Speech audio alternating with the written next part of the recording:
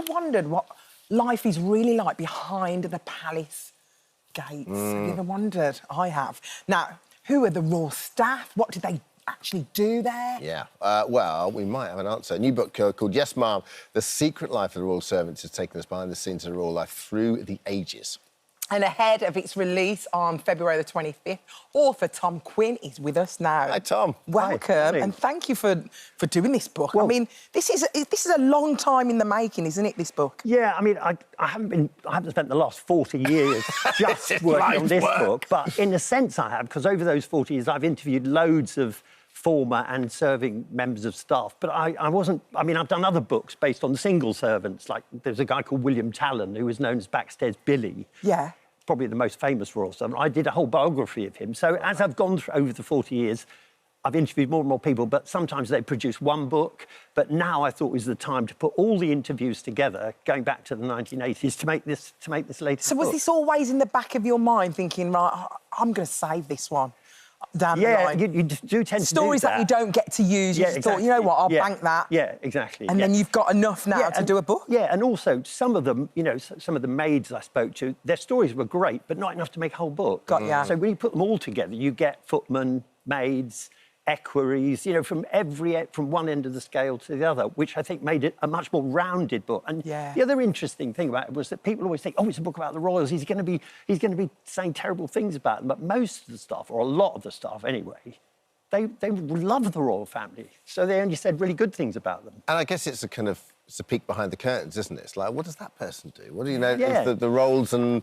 So where does your background is in magazines, isn't it? And yeah. Like, when you go through the magazines you worked on, it's like your Hugh Grant in Notting Hill, you know, when he does like the horse and hound, Yeah, but you know what's really weird? I got my first job on a country magazine, which was run entirely by people, horse and hound types, because I told them I used to fish on the Grand Union Canal 5 minutes from here. No way. Yeah, so they thought, oh, he fishes. They thought I meant salmon fishing on the like Dee. eels. Yeah, and I was catching eels, exactly. But that was how I got into being interested in servants, or staff, as we have to call them now, because one of my first jobs on one of the royals' favourite magazines in the 1980s was to go and interview the Queen's head gamekeeper at Windsor. Yeah. And he was such an amazing man. He'd actually retired. And he said, well, when I retired, I knew I'd have to move off the estate. He'd worked there for about 40 years. And the Queen personally came to see him, the late Queen, Elizabeth, and said, no, you don't. I'll stay here. You don't need to do any work. But, you know, I like coming down and making you tea. She used to come and make him and his wife tea. So she said, I'll build you a house. Stop it. So she built him where I had met him and had tea with him. This lovely house she built specially so he wouldn't leave the estate.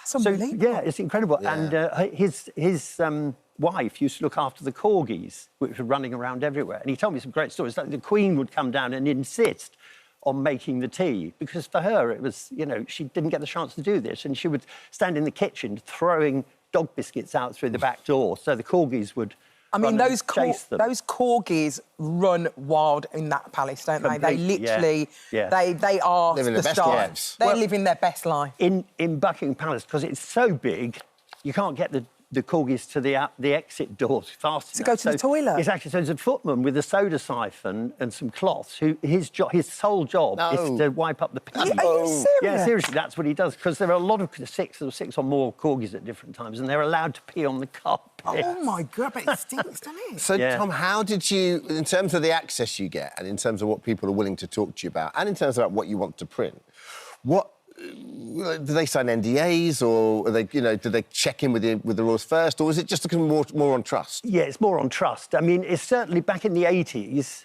I was talking to people who might have started work for the royals after the war. Yeah. In some cases, their mothers and grandmothers had worked for the royals, so I got those so it's stories. in the family. In the family, exactly. And many of them had started work before anyone thought of NDAs. They just non-disclosure agreements. They just didn't exist. Yeah. But it's definitely got more difficult in the last 15 or 20 years. People are much more wary.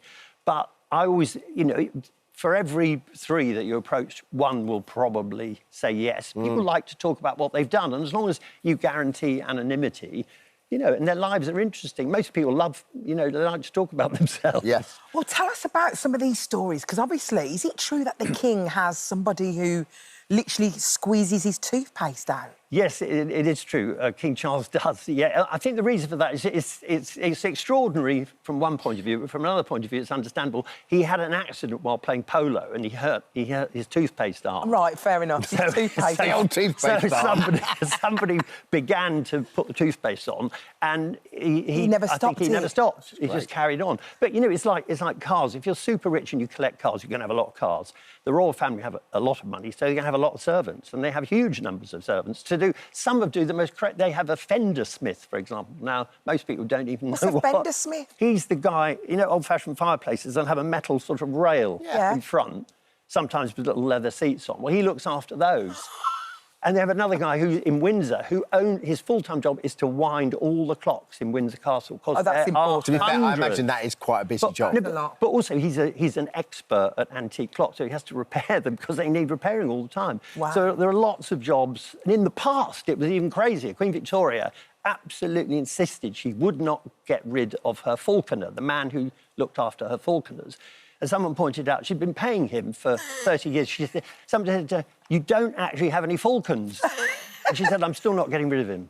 Oh, so he was just like walking around, He was just walking maybe around. bird watching. It was an aristocratic friend of hers, you know. Wow. Yeah. It was a good way of paying him for not doing very much. Tom, how do you think the role has evolved in those 40 years of being in service? Is it obviously, like you said, when it first started, it was probably a generational thing, and sort of maybe out of duty. Now it's probably a really good stepping stone to a great career elsewhere as well. Yeah, it's much more professional now.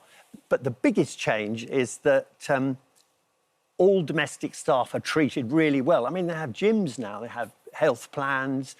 When some of the people I spoke to started working for the royal family before the Second World War, they pretty much had no rights at all. But they were like, you know, working people generally. Yeah. If you go back to the First World War, something like just under 3 million women worked in domestic service.